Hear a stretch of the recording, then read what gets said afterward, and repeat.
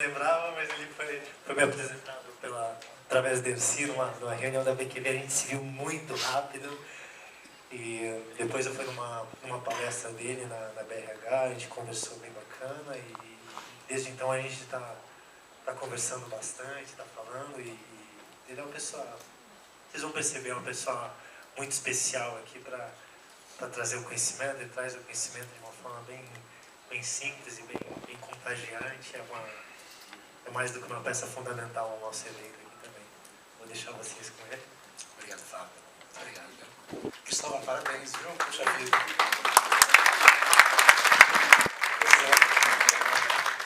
Obrigado, bem tocante a palestra, gostei muito. Tudo bem com vocês, gente?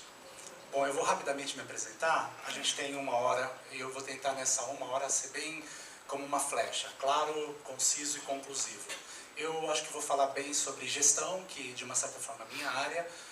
A gente, na Entusiasmos, humildemente, a gente pesquisa o futuro, a gente está lá em 2020, 2022, para tentar entender quais são as grandes transformações dentro das organizações. A gente olha a gestão do conhecimento, a gente olha comportamento do consumidor e a gente olha a tecnologia.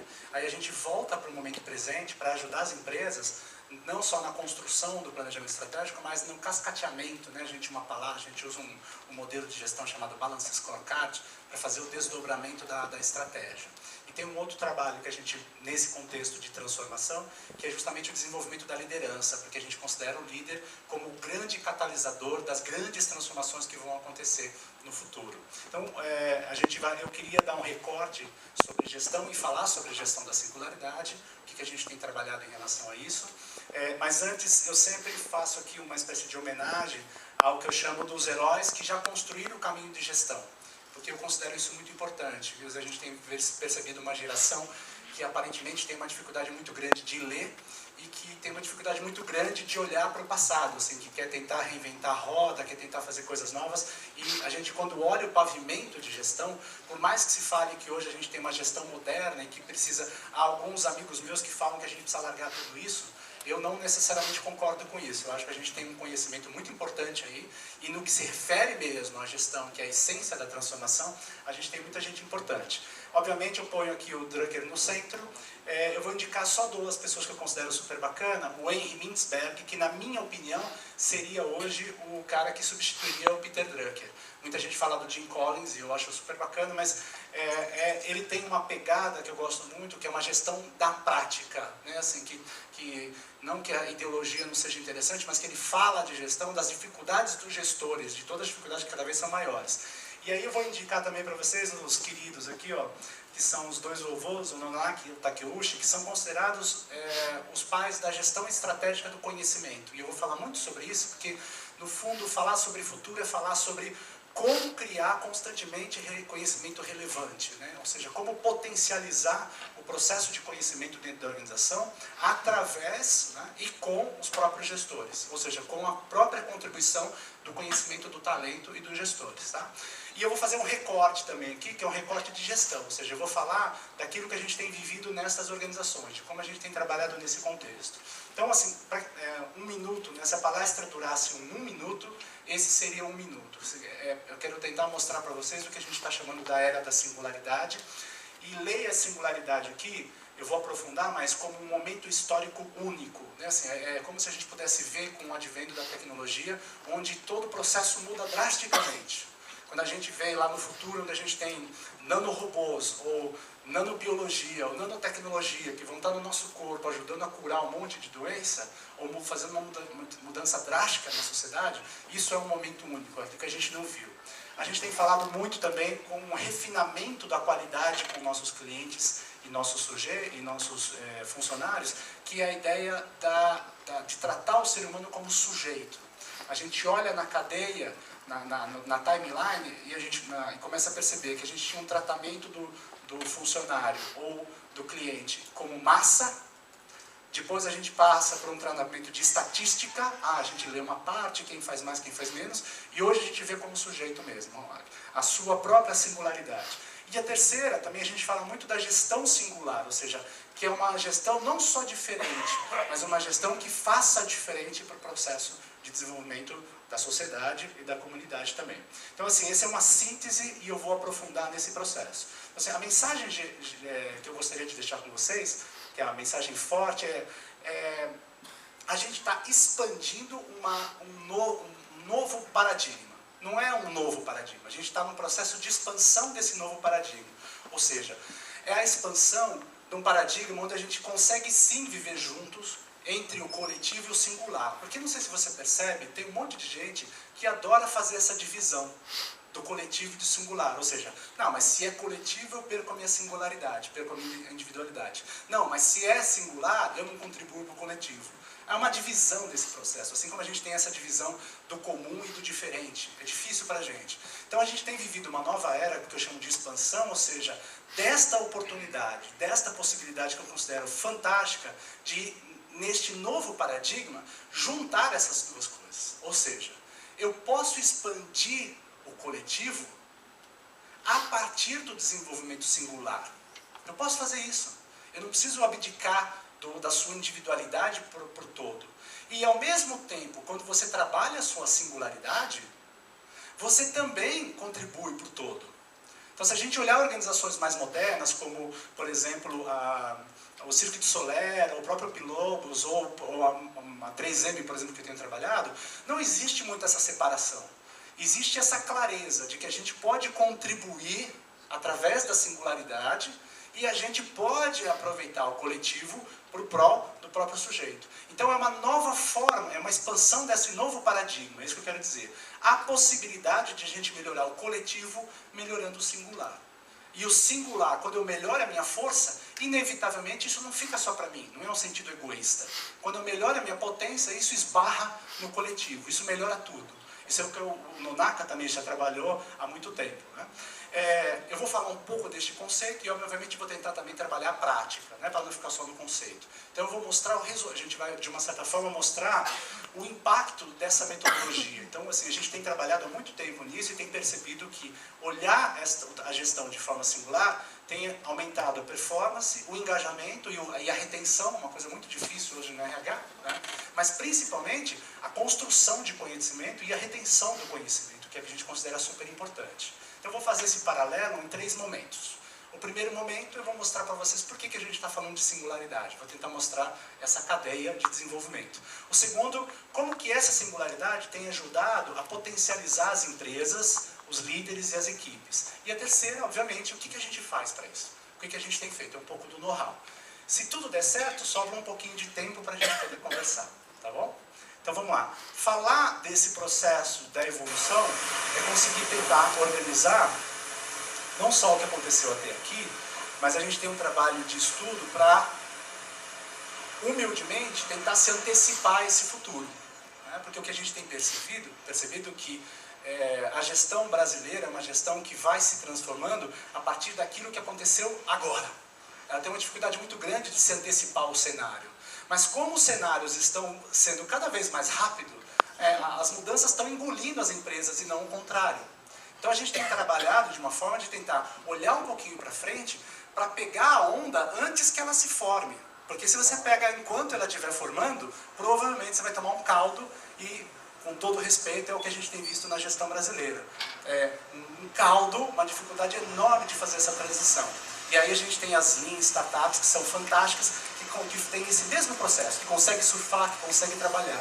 Então, nesse meio de complexidade, a gente sempre tem essa pergunta que não quer calar, né? Que é a pergunta que a gente deve provavelmente se fazer agora. Você deve estar se fazendo uma pergunta neste exato momento. Porque depois que eu botei esse vídeo, eu duvido que tu ouviu alguma coisa que eu disse. Se eu pedir para repetir, Marcelo, o que eu disse, eu duvido, né? Porque tu não quer saber de gestão, de singularidade, tu quer saber de uma única coisa agora. O que tu quer saber? Tu quer saber se ele está vivo ou está morto, não é verdade? Tu quer saber isso, não interessa a fusão, né?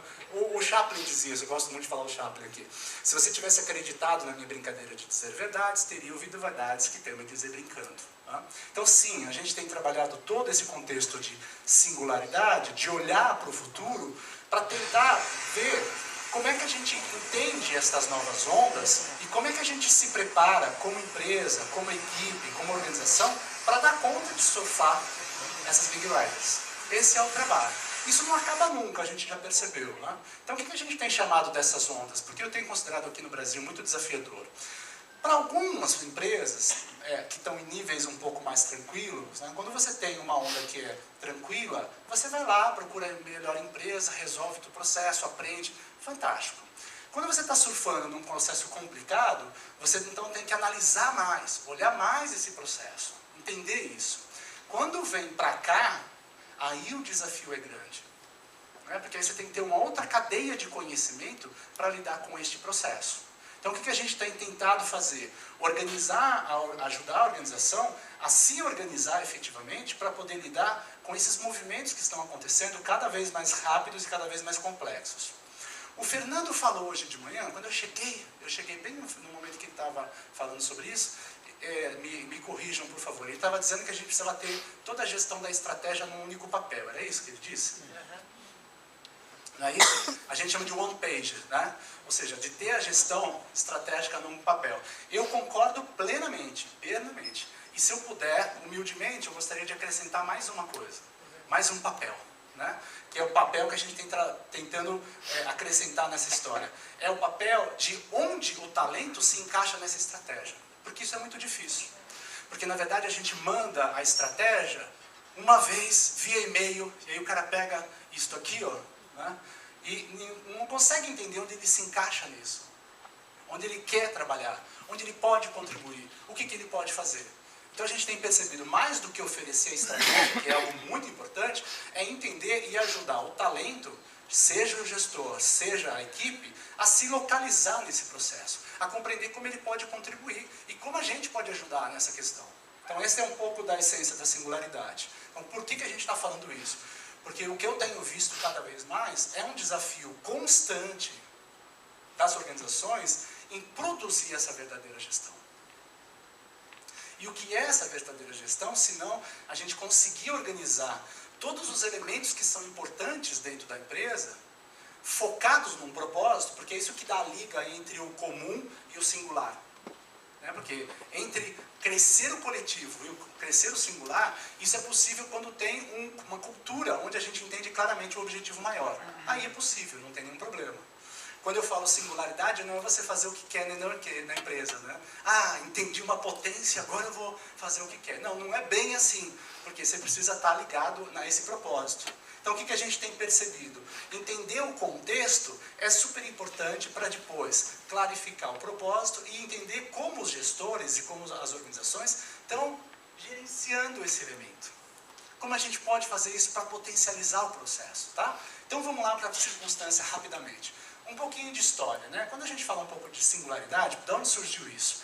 Na verdade, a física, como sempre e brilhantemente, se apropria dos conceitos, né? Então a física fala da singularidade como aquele exato momento anterior que aconteceu o Big Bang. Quer dizer, a gente não sabe o que aconteceu antes do Big Bang, né? O que tinha antes do Big Bang? Ou seja, a singularidade é aquele momento antes ou depois, vocês vão ver, onde as regras que a gente sabe do jogo não valem.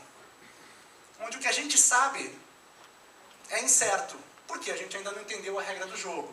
Então isso é o conceito de singularidade para a física. Né? Na filosofia, que é rica nesse processo, que eu adoro, eu preciso tomar um cuidado para não ficar falando disso, na verdade, aqui mais ou menos no século XVII, XVIII, né, onde tem Spinoza, depois Kant, depois Nietzsche, na verdade é um século onde a gente começa a falar de uma forma de entender a vida a partir do seu próprio pensamento livre.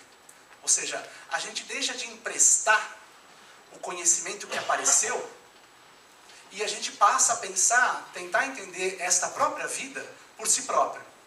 Obviamente isso aconteceu lá na Grécia, em 504 a.C., a gente conhece muito bem, onde tem a ideia da singularidade, ou seja, puxa, eu comecei a perceber que eu não sou comum, né? Eu tenho uma força interna, em vez de que tenha uma moral, falo um monte de coisa bacana, eu tenho vontade de fazer uma outra coisa que não é aquilo que as pessoas dizem que eu tenho que fazer. Então entra o conceito da subjetividade e da causativa, né? Então olha que interessante, a gente começa a perceber, 1600 e 1732, 1724, 1844. São praticamente cada um século já trabalhando essa ideia de pensar por si próprio, de ser livre. Né? Livre no sentido de trabalhar a sua causa ativa, que a gente chama de potência. Como é educação e gestão, você vai me permitir um minuto para eu falar um pouco sobre essa questão do conhecimento, que para mim o Spinoza, mesmo antes do Nonaka, já marcou isso como uma questão fundamental para a gente entender a singularidade. O Spinoza define 3 gêneros de conhecimento. O primeiro gênero ele chama de, na verdade ele chama de consciência, ou o conhecimento da experiência vaga. Ou seja, na verdade, é aquilo que é. A gente passa, desde que a gente nasceu, até mais ou menos 14, 20 e alguns até 80, né? Pegando o conhecimento de fora. É um conhecimento que alguém disse que é assim que é. A gente não questiona muito esse processo. Inclusive ele fala muito bem, de que o homem preso é o homem que está sobre a ótica da experiência vaga. É assim, a gente aceitou as informações que vieram de fora. Da política, da religião, inclusive da própria educação. É assim que é. Sabe quando o filho pergunta assim, pai, mas por que eu tenho que estudar essa matéria aqui? Se eu não vou usar o resto da minha vida. Você fala, filho, isso é importante. Pai, mas eu não vou estudar, mas tem que estudar, é legal para você. Pai, mas isso não serve para nada. Ah, fica quieto, é assim que é e acabou. Estuda aí, pronto. Na verdade, não tem muita paciência de fazer isso. É assim que é. Aí o Spinoza fala uma coisa muito legal. Para que o ser comece a ter liberdade, ele precisa entender um segundo gênero do conhecimento, que ele fala do conhecimento da razão, que é justamente começa esse século, né, mais ou menos lá 17, 18, começando a dizer assim, para de aceitar o que vem de fora, não empresta o conhecimento, seja você o próprio cara que vai conhecer isso. E aí ele faz uma prática super interessante, que ele vai falar que, na verdade, para sair daqui, você tem que entender como funciona. Então tem assim, esse iPad é bacana, legal, vai entender como funciona. A tecnologia é legal, legal, vai aprender programação. Você vai no mainframe, você vai entender como as coisas funcionam. E aí quando você começa a estudar como as coisas realmente funcionam, você começa a dar o seu segundo passo da libertação, ou seja, da sua própria singularidade. Você não aceita como é, você vai lá e procura esse conhecimento. E aí ele diz que, na verdade, depois que você entende isso, aí tem um terceiro gênero do conhecimento, onde você não só aprendeu a essência, mas transforma a essência. Então, se a gente olhar, né, para todo o movimento que a gente tem agora, junto com a tecnologia, junto com as opções de trabalho, você vê que as pessoas, inclusive para nós de gestão, isso está sendo super forte. Porque os bons talentos, na verdade, estão evadindo.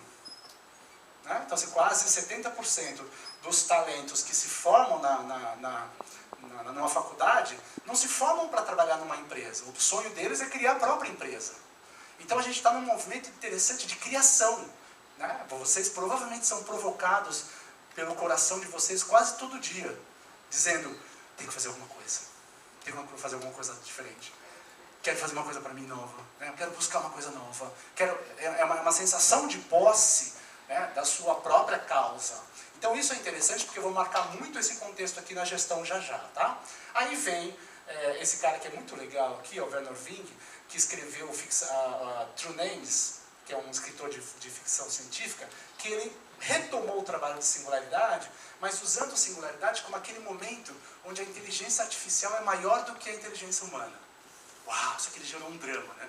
Uau! Aí tem aqueles filmes bem legais que a gente vê que a inteligência dá um salto na gente, depois prende a gente, essa coisa, virou um drama.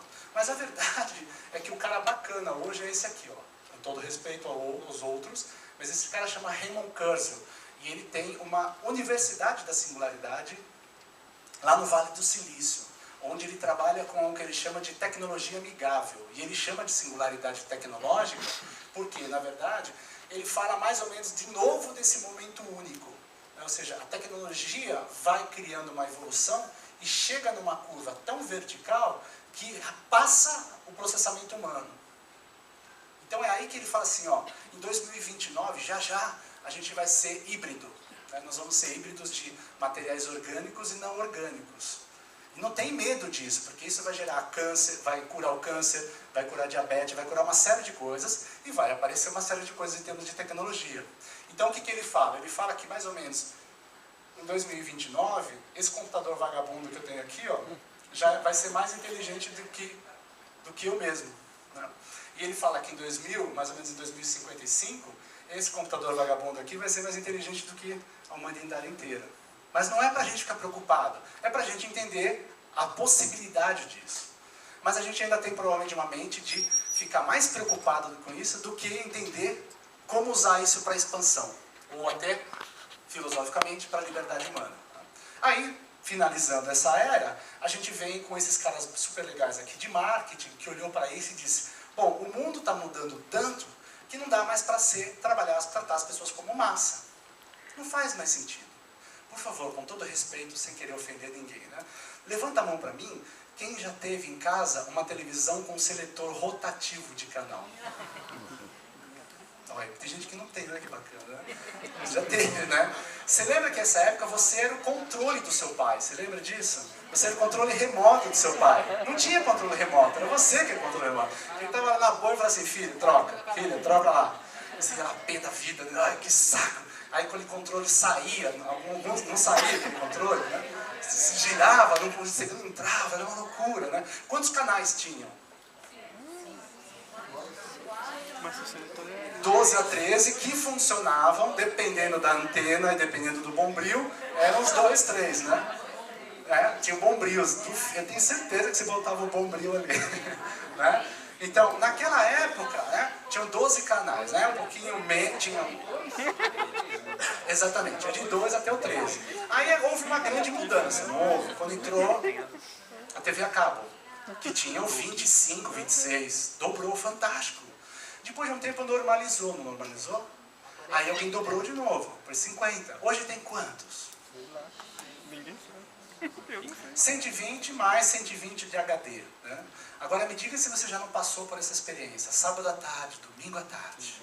Você está sentado, com o controle na mão, você zapeia e passa pelos 120 canais. E depois que você dá a volta inteira, você fala assim, putz, que não tem nada nessa televisão. Alguém já sentiu isso, não é verdade? Como não tem nada? O que eu quero agora? 1000 canais. Então há uma ruptura, olha que interessante, há uma ruptura interessante. Eu não quero mais 1000 canais. Eu quero um único canal que eu possa ver aquilo que eu quero ver. Bem-vindo à singularidade. Entendeu? Então o que a gente percebeu? Esses caras sacaram isso. Disseram, não dá para fazer igual para todo mundo, ninguém quer mais. Todo mundo quer uma coisa completamente diferente. Então se a gente pensasse em ondas aqui, ó, só para mostrar para vocês, o que a gente entenderia? Tá? Vou dar um exemplo bem simples, que é o café. O café, como extração, uma xícara de café custa 1 centavo. O café, como produção lá no supermercado, a xícara custa R$1. O café na padaria do seu Zé custa R$1,50. Né? Por que se a padaria do seu Zé custa R$1,50, a gente vai no Starbucks, nesses cafés que custam R$7, R$8? Por que a gente faz isso? Porque tem Wi-Fi. Porque a gente faz reunião gerencial num café, na verdade? A gente curte. Tem o ambiente, tem o Wi-Fi, tem todo aquele processo, e por isso que ele vale mais, que é um processo, o que a gente chama de experiência. Né? E aquilo que eu contei para vocês da transformação, por incrível que pareça, já está acontecendo. Né? Então, você sabe, o próprio Starbucks já está... Aqui no Brasil já tem molécula inteligente. Na área da farmácia, na área... Nossa, o que é a palavra? Não, eu estou tentando lembrar. A Amgen, que é uma farmacêutica daqui, já tem trabalhado, eu fui lá fazer um trabalho com ele, já tem produtos com moléculas inteligentes, as moléculas pensam, é uma coisa do outro mundo, é fantástico. Né? Então a Starbucks porque quando ela entra, ela consegue entender quem é você, o que você precisa, o que está faltando, e como ela se move de acordo com as suas necessidades singulares. Certo? Então, a Starbucks já está fazendo o quê? Já está construindo um café, preparando um café, onde tem lá uma molécula. Então, você vai tomar um café com uma molécula inteligente, que quando você toma um café, você emagrece. Vai servir para o chocolate, depois para a batatinha frita, vai ser bacana, super bacana. Né? Claro, a pergunta é, quanto vai custar esse café? Né? Não se iluda. Não se muda, né? Mas essas são as transformações, olha que bacana. Mas tudo isso só para marcar esta era da singularidade, tá certo? Ou seja, a gente sai de massa, vai para a estatística e vai para um mundo completamente possível. Outro dia estava com um amigo meu jovem, falando de mobile. Ele fez um aplicativo pra gente agora, inclusive vai lançar o aplicativo. Eles já pensam numa outra coisa. Então um rapaz com conhecimento de mobile pode mudar o mundo. Olha que interessante, né? Ou seja, a possibilidade dele fazer o que ele acha bacana é imensa. Então olha a correlação, tá certo? Provavelmente o Nonaka estudou filosofia para entender isso. Mas o Nonaka fala que a gente sai de uma fase de transferir conhecimento. Não sei quem é de RH aqui ou de treinamento, isso você precisa ficar bem atento. Transferir o conhecimento não é mais tão... somente isso não é importante. A gente precisa entender como é que a gente incorpora o conhecimento, porque aí eu amplio a capacidade da minha equipe de realizar coisas. Eles não precisam saber mais, eles precisam conseguir realizar, segundo o gênero do conhecimento, para ir depois para um terceiro, porque todo mundo está indo, que é a criação. E aí esta criação, com a tecnologia, junto com a minha causa ativa, ninguém me segura, ninguém segura esse povo. Tudo bem até aqui? Está indo bem? Posso ir para a segunda parte?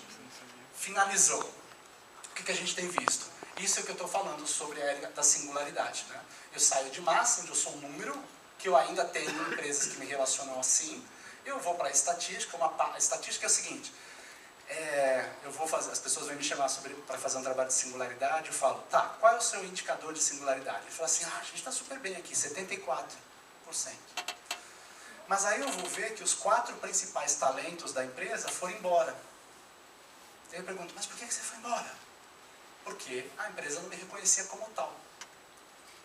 Então tem uma questão muito forte nesse sentido, que a estatística não foi suficiente, porque quem tem 2, 3, 4%, que coincidentemente são os caras mais importantes, o projeto não bate.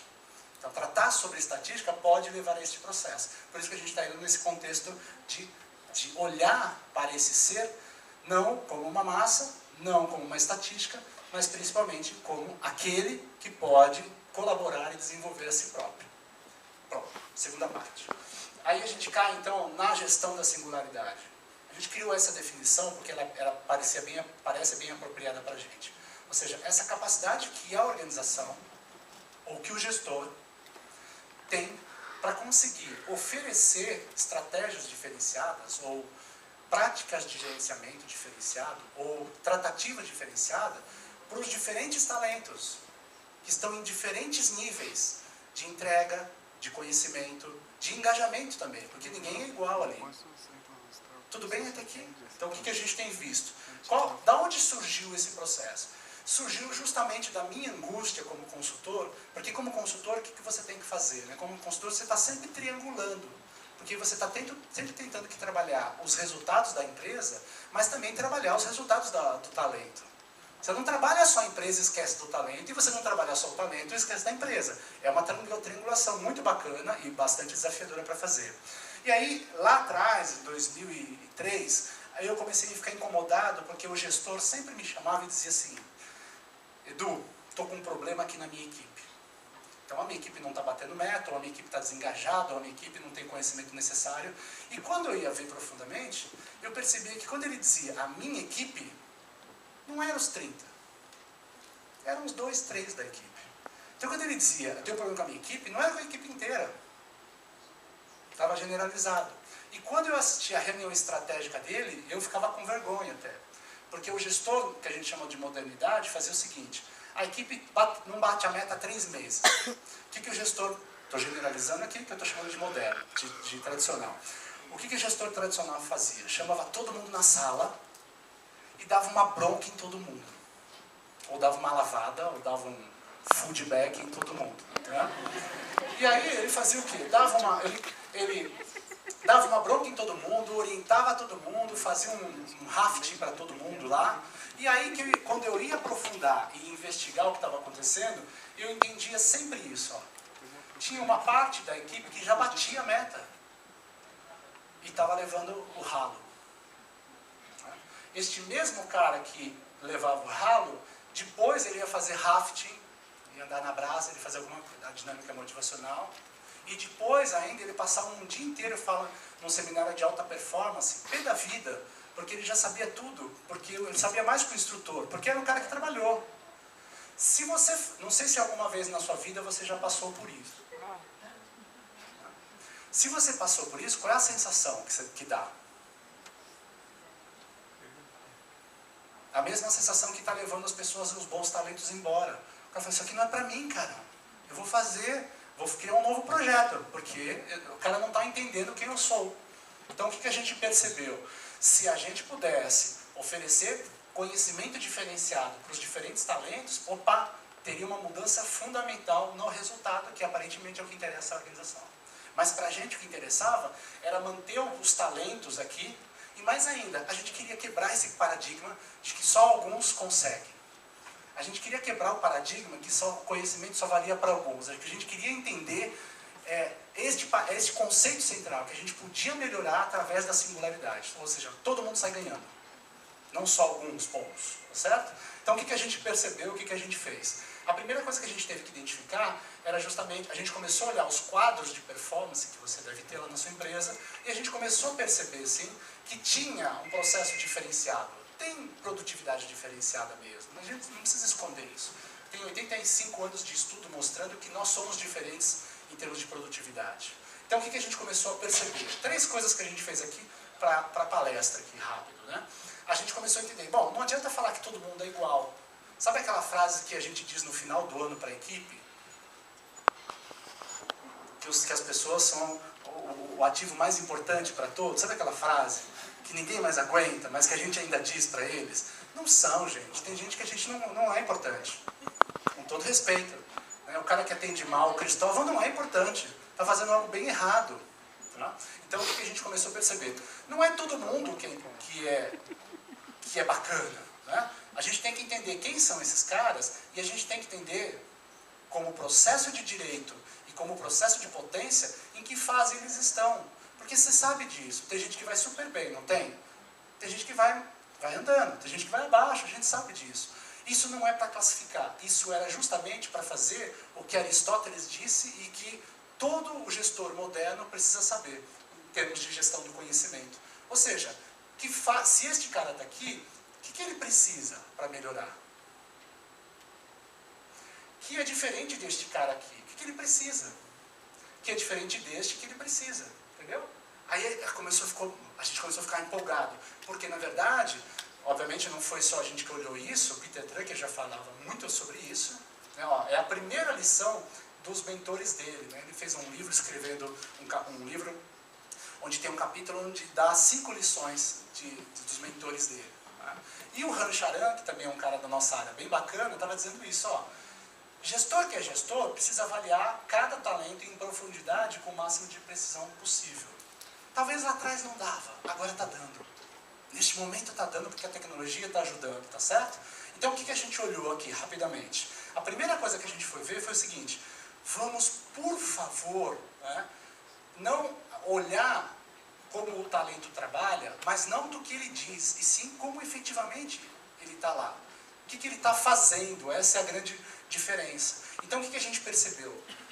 Aqui tem depois a gente pode conversar sobre isso, não quero me alongar, mas a gente não optou por olhar traço de personalidade, tá certo? A gente não optou por olhar traço, a gente optou por olhar modus operandi, ou seja, é como você funciona, e como você funciona na circunstância. Aí a gente fez uma segmentação, obviamente, só para facilitar o processo para o gestor, e a gente percebeu que tem os engajados, que são aqueles que entregam bem, tem os não engajados, que entregam muito bem, mas não tem uma disposição a mais, e tem os desengajados, que tem um certo descompromisso com esse processo. Quando eu sento em qualquer empresa e mostro isso, todo mundo identifica as pessoas dentro da empresa. Ou seja, a gente sabe isso, só não está classificado, só não está externalizado o processo. Então, um dos trabalhos específicos da gente foi justamente tornar explícito essa questão. Tá? Por que a gente queria isso? Para que, ao mesmo tempo, a gente pudesse entender como ajudar a potencializar o talento desse e também potencializar o talento desse aqui. Que se botar todo mundo junto não dava. Esse aqui sempre se dava bem, esses aqui não acontecia nada com eles. Então o que a gente percebeu? Né? Um pouquinho do... My asthma. They said they'd fix it, but it didn't make any difference at all. Well, sometimes doctors make mistakes. Anna, you need to try twice as hard to fix them. Are you using your inhaler? All the time. Go through one a week. You sure you're using it right? Do I look like an idiot? No. Why don't you show me how your inhaler works?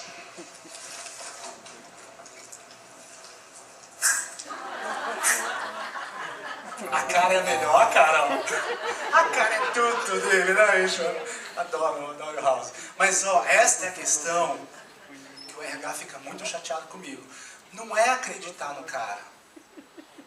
Não é acreditar na ficha de performance. É ir lá ver o que o cara faz. Porque mesmo o cara brilhante, às vezes está fazendo uma coisa completamente diferente. É isso que a gente foi ver. A gente foi ver a singularidade da ação. E aí a gente achou uma coisa super legal, né? Como é que os engajados trabalham? Vê se faz sentido e me diz, tá? Você fala assim, segunda-feira, engajado, vem cá, a gente precisa entregar um relatório na sexta-feira. É super importante. Tá aqui o playlist, tá aqui o checklist das coisas que tem que fazer. Sexta-feira, por favor, posso contar com você? O que ele diz? Ok, já comigo? Vai embora, pode ir embora. Aí passa segunda, terça, quarta, na quinta-feira ele liga pra você. E fala assim, chefe, dá o status, 80% pronto. Precisa da sua assinatura e do presidente. Aí você fala assim, puxa vida, o presidente acabou de sair, ele vai ter uma viagem, ele está indo para o aeroporto, está indo para Congonhas. Você fala assim, calma, ele fala, calma chefe, fica tranquilo, eu já estou sabendo disso, assina aí que eu vou pegar um motoboy agora de manhã e vou mandar ele até Congonhas, vai pegar a assinatura do presidente e a gente vai conseguir isso. Aí você fala assim, putz, que você não sabe, nosso motoboy acabou de ser acidentado na 23, não vai dar certo, a gente não vai conseguir. Ele fala, chefe, pelo amor de Deus, assina isso aí, fica tranquilo. Eu já cuidei do motoboy, já levei ele para o hospital, já voltei, já pedi um segundo motoboy que não estava e já peguei um terceiro motoboy. Então ele já está aqui, por favor, assina e vai dar tudo certo. Você fala, será? Ele fala, vai. Aí você assina, ele pega o terceiro motoboy, que ele já se antecipou, levou lá, o presidente assinou, ele voltou. E aí, como aconteceu? Quando chegou na sexta-feira, 100% do projeto realizado. Fantástico. Esse é o engajado, vocês conhecem. Como é que trabalha o não engajado? Você fala, a gente tem um projeto para entregar na sexta-feira, um relatório. Vamos embora? Ele falou, legal, vou fazer o possível. Vamos embora, pode fazer, está aqui, tudo certinho, vamos embora. Aí para segunda, terça, quarta, quinta, sexta de manhã, nada. Aí você liga para ele, vem cá, o que aconteceu? Tudo bem? Ele fala, tudo jóia. Como é que está o status? Está tudo certo, só falta a sua assinatura do presidente. Ele falou, mas o presidente viajou ontem. O que ele fala?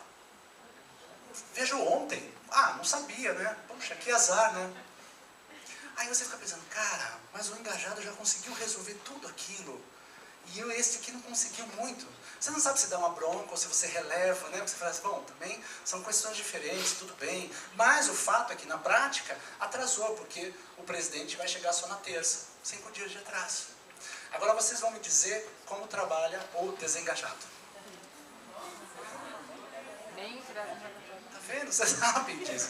Vocês sabem, é fantástico. É por isso que a gente não está inventando nada. É baseado em fenomenologia, é o que é. Esse é o trabalho. Isso em ambiente tranquilo. Isso em ambiente de alta performance, de turbulência, modifica mais ainda. Você fala com ele, sexta-feira, beleza? Ele falou, vou ver o que dá. Vou tentar. Terça, quarta, quinta, sexta de manhã nada, sexta na hora do almoço nada, 6 às 2 nada. Sexta às 4 você fala, liga, vem cá, e aí? Como é que tá? Ele fala, já está 4 pronto. Ele não dá o status. Ele fala, já está quase pronto. Como assim quase pronto? Em que fase você está? Não, já está quase pronto. Não, você fala assim, pera, eu quero saber. Ele falou, não, está 50% pronto. Falta só a assinatura do fornecedor. Você fala, mas como assim? Falta a assinatura do fornecedor. Ele fala, não, você tinha que pegar essa assinatura quarta-feira, não hoje. Ele fala, mas por que eu vou cuidar da vida do fornecedor? Ele é o fornecedor. Mas a responsabilidade é sua. Ele disse, mas quem disse? Eu falei, você. Eu disse que você, porque a gente combinou isso. Ele fala, o que você tem comigo? Você está bravo comigo? Você fala, não tem nada com você, cara, que você tinha responsabilidade para fazer isso. Agora já foi. Então tá bom, passou terça-feira. Na terça-feira ele traz e fala assim, tá pronto. Você fala, o que falta? Ah, só falta a sua assinatura. Você fala, a minha e a do presidente, né? Ele fala, como assim? Que presidente? Você fala, tava lá escrito. Mas você acha que eu tenho tempo de ler? A resposta dele. Então, o que a gente tem? A gente tem, provavelmente, aquilo que a gente analisou, é que, na verdade, quando a gente olha sobre performance, se o relatório custasse 10 mil, a gente alcançava uma meta. Se ele custasse 100, seria outra. Mas a pergunta seria para o gestor, se o gestor soubesse da singularidade, se o gestor soubesse como cada um trabalha, o que ele poderia fazer? Esta é a pergunta. Eu vou mostrar para vocês o que a maioria dos gestores fazem. Por favor, não é uma crítica, é só uma análise fenomenológica. Como o desengajado faz passo a passo o que precisa ser feito, o desengajado normalmente não tem um horizonte de tempo. Logo, ele não consegue se antecipar às questões. O não engajado já consegue fazer um pouco mais rápido esse processo, porque ele tem um horizonte de tempo um pouco maior. Como trabalha o engajado, que a gente também chama de resiliente? O resiliente está fazendo 2, 3, 4 vezes lá na frente, porque ele consegue se antecipar, porque ele consegue gerenciar a complexidade. Quando ele sabe o que é prioridade, ele sabe o que é valor e noção de entrega. Quando você tem uma equipe que trabalha assim, na hora que a meta está baixa, o gestor tradicional faz o quê? Chama todo mundo e dá lavada. E ele faz outra coisa bem bacana também. Quando o gestor tem uma equipe dessa e tem 10 projetos, como é que ele distribui os projetos? Como é que você sabe disso? O gestor faz isso. Parece até matemático, parece até lógico, não é verdade? E aí começa o problema. Porque para o talento, por esse engajado, ele adora trabalho. Ele não está reclamando sobre trabalho. Ele está reclamando quando ele está fazendo o projeto a mais que deveria ser feito por aquele que não está fazendo. E aí vocês vão ver os presidentes, gestores e donos de empresa. Quando vocês forem analisar o seu nível de satisfação, sua pesquisa de clima ou pesquisa de engajamento, dá uma olhadinha mais precisa. E aí vocês vão perceber que os principais processos críticos estão ligados ao que a gente chama de sensação de injustiça. Que o rafting não consegue, que o andar na brasa não consegue, que o andar na árvore não consegue. Porque ele pode fazer qualquer atividade motivacional, com todo respeito, e nada contra as atividades motivacionais, mas quando ele volta, se esse sistema de distribuição estiver estranho, a coisa não acontece. O Michael Sandel, que é um professor de Harvard que veio para o Brasil, que tem um livro brilhante chamado Justiça, fala muito sobre isso. Justiça dentro da empresa é como ela distribui as suas tarefas, as suas responsabilidades, os seus bônus e suas recompensas. Então, quando esse cara trabalha mais e esse cara menos, e no final do dia todos ganham igual, não tem jeito. Vai bater lá na pesquisa de engajamento. Por quê? Porque sempre mantém a sensação de injustiça. Faz sentido o que eu estou dizendo? Tá tudo bem? Então, o que a gente percebeu nessa história? Indo para a nossa parte final. Quer dizer, quando a gente olha um Nine Box, por exemplo, uma análise, a gente percebe essa diferenciação. Todos nós percebemos. Né? Então, o que a gente tem trabalhado nesse sentido? O que a gente considera mais moderno hoje, que é o que a gente chama de Just for You, Just in Time e Just Enough. Quer dizer, por favor, né, olha para o meu conhecimento. Eu preciso entender qual é o nível de proficiência. Se a gente põe todo mundo na mesma sala, o que significa? É que eu estou botando, ao mesmo tempo, os aprendizes, os proficientes, os técnicos, os especialistas e os mestres. Se eu ponho todo mundo para aprender o mediano, como é que o mestre vai se sentir? E como é que o aprendiz vai se sentir? Porque também ele está... Eu tive agora exatamente num processo na Globo, onde a gente modificou todo o processo usando essa questão. Porque entra gente nova, sem conhecimento, cai a performance e pesa sobre esses caras aqui. Então o que o RH tem que fazer? Dar treinamento bom para os caras, para ele poder evoluir daqui para cá, daqui para cá, daqui para cá. Quando você assume o processo de gestão, é a mesma coisa, né? Uma tarefa de gestão. Então o que a gente percebeu nesse sentido? Se eu deixo a mercê este processo, eu tenho o que a gente chama da gestão aleatória, que é o que o Christian disse pra gente. Quer dizer, eu vou dar sorte. Sabe quando você dá sorte? Você vai num serviço de atendimento e pega um dia uma mulher fantástica, que sorri, te atende bem, é legal, resolve o problema com você. Na outra semana você vai, você pega a outra pessoa que está chata, que não sabe de nada, que não quer te atender, então você fica um bingo, né? Você fica torcendo para dar, não sei quantas vocês mulheres vão numa loja, né? Vão num boticário, ou qualquer outra loja que tem rodízio de vendedor. Você já